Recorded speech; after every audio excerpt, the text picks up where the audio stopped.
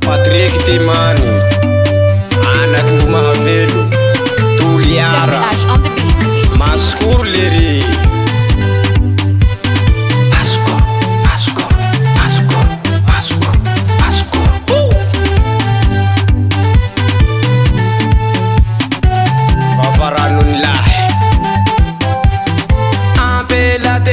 Kwaniha kachihengako faiha tyako ampela tena tyakwaniha kachihengako faiha tyako tyako tyako tyako tyako tyako tyako tyako tyako tyako tyako tyako my baby Patrick Timani.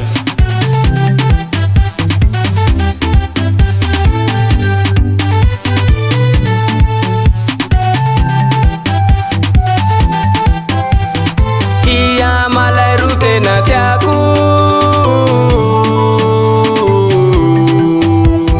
Patriki chiulu mavuvava fate ya mazava my baby Patriki chiulu mavuvava fate ya mazava my baby tyako tyako tyako tyako tyako tyako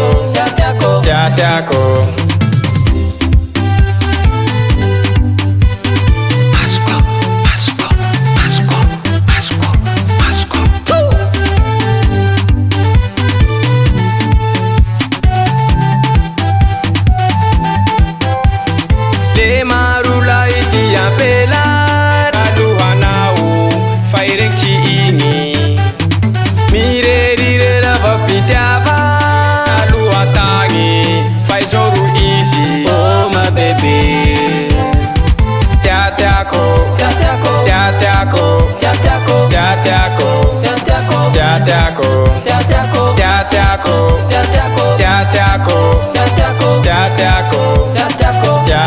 Oh my baby